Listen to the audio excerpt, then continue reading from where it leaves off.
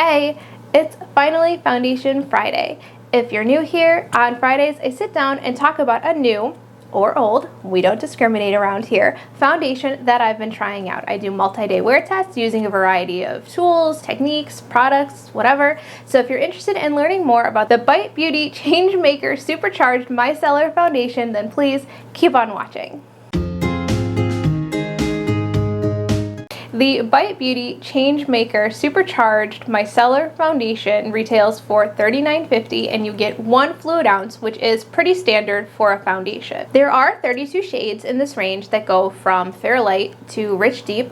I picked up the shade L15, which is fair with neutral undertones. There is one lighter shade, L10, that is fair with cool undertones, but the swatches available at the time that I purchased this showed that L15 was more pink than the other shade that was available, so that's why I opted for this one. It's not a great shade match, but I do think of the choices available, this is still probably the best shade match that I'm going to get out of this range. Pulling up the details, it says that it is a clean, long-wearing foundation with gentle micellar technology that mimics skin texture for a natural, flawless finish, medium coverage with a natural finish.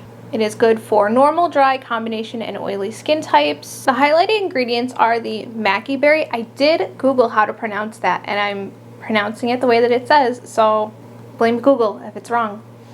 The Maki berry, an antioxidant-rich ingredient that helps nurture your complexion, and micellar technology gently mimics skin texture for a smooth, non-cakey look.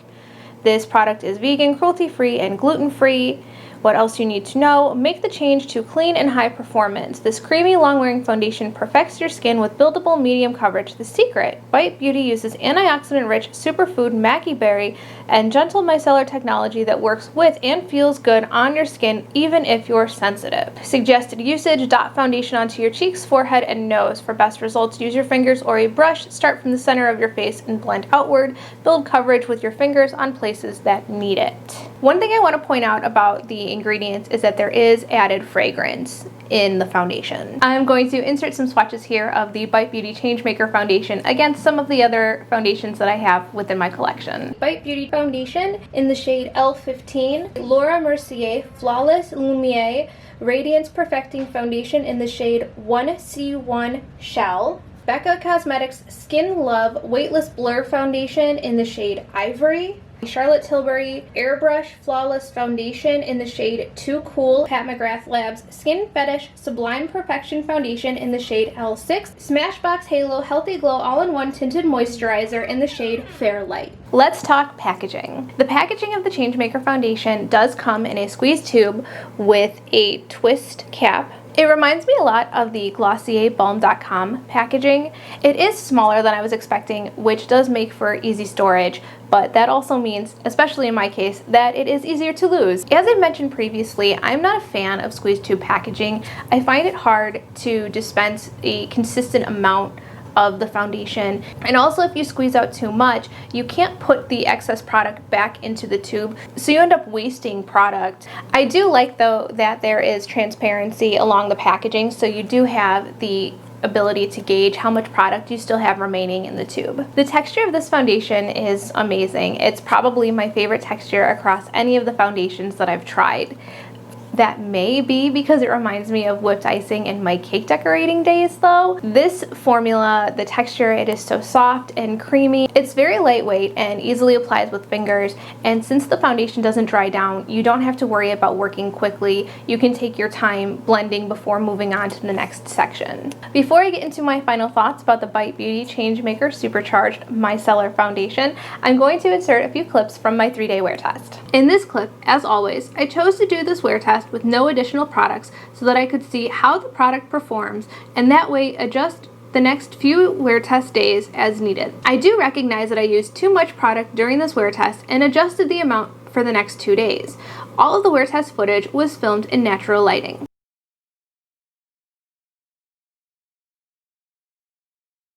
The second wear test day, I primed using the First Aid Beauty Hydrating Primer. This is my holy grail, foolproof, can save any foundation secret weapon. I applied the foundation to one half of my face using the Real Techniques 200 Expert Face Brush and a damp EcoTools sponge to the other side.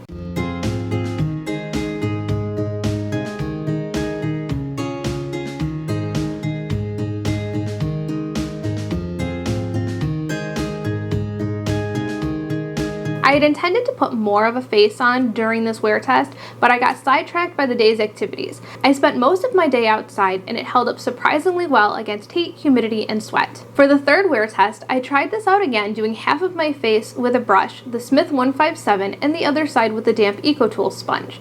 Bite recommends blending this out with a brush. Despite my personal preference for a sponge, I wanted to try a different type of brush to see if the results would be different or better.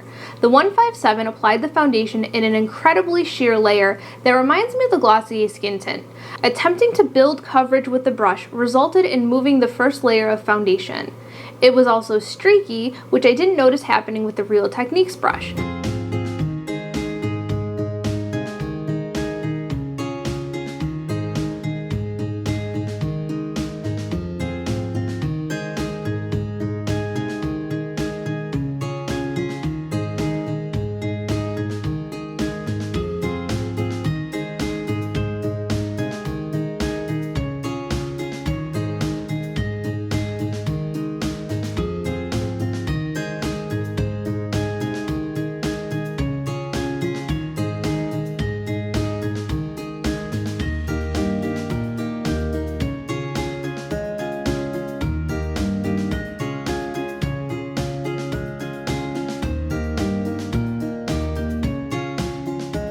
I used my sponge on the other side, and though the coverage was light, it felt like it looked the best out of all of the wear test days.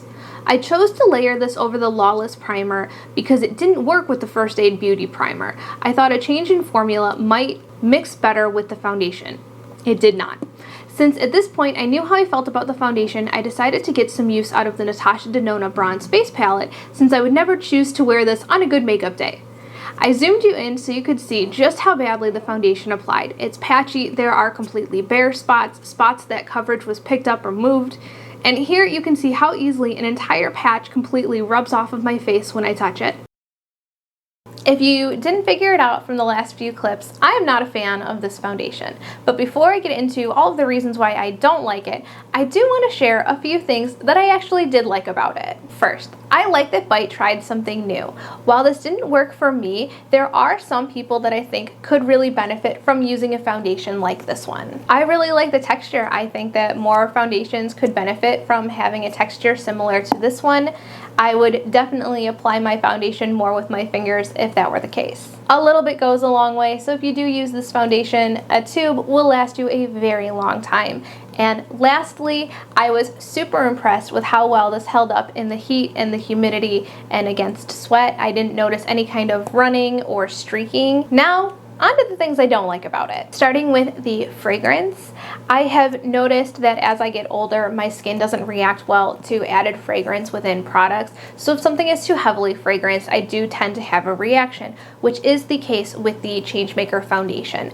I ended up getting itchy red patches and this weird breakout along my jawline that I haven't experienced in quite a while. So I do attribute that to being something with the formula, I'm guessing the fragrance, within the Changemaker foundation. While there is a good amount of shades to choose from within this range, I do think that the undertone choices are a bit off. Also, there's definitely room for improvement on the deeper side as well as the lighter side of this range. I can pretty much sum up the rest of my experience with this foundation in a few words. My skin, but worse. It clings to dry patches, it emphasizes texture, it wears really oddly on top of my skin in this weird scaly, super dry way that I don't think I've ever experienced with any other foundation. It never fully absorbs into the skin, and if you give this foundation way too much time to dry down, it will, but it dries down to a super powdery finish despite not having powdered it at all, and it somehow lightens a few shades, which is super weird. There is a fine line between the right amount of product and too much product. And unfortunately, if you have too much product, it's just going to go to waste, or you're going to over apply it to your face because there's no way to put it back in the tube. It transfers like crazy. And lastly, I just want to mention that it can't be built up without moving or pulling up the foundation that's already been applied. I totally fell for the hype surrounding this foundation, mainly from Sam and Alana, and I bought this foundation the day that it launched. My first impression left me feeling so incredibly disappointed that I wanted to return it immediately. And then I felt really guilty about wanting to return it, and I thought, no, I'll find a way to make it work. After using it on and off for a few weeks, I ended up putting it off to the side for a few months. And recently I was going through my pass along box and came across this foundation again and decided to give it another shot. And when I tried it that time, it was a completely different experience, enough where I was like, you know what, I'm gonna put this back into my foundation collection. After my experience the last couple of days, this is definitely going back in the box. Life is too short for bad makeup. While this foundation doesn't work for me, I do think that there are some people out there who would really enjoy this formula. I think that if you are someone looking for light coverage and you have pretty clear and normal skin, that this would look really nice on you. I also think that if you're an oilier skin type, that this will probably wear better on your skin. I just think that this is not an ideal foundation for anyone that is on the drier side or anyone that has skin texture or even maturing skin. I think that this is an absolute pass. If you use this foundation and love it, please let me know what your secrets are for making this work. If you have any other foundations you'd like me to check out, or if you have any other videos that you'd like to see from me, definitely let me know down below in the comments. I would love to hear your suggestions. Thank you so much for hanging out with me today, and I look forward to seeing you again soon in my next video.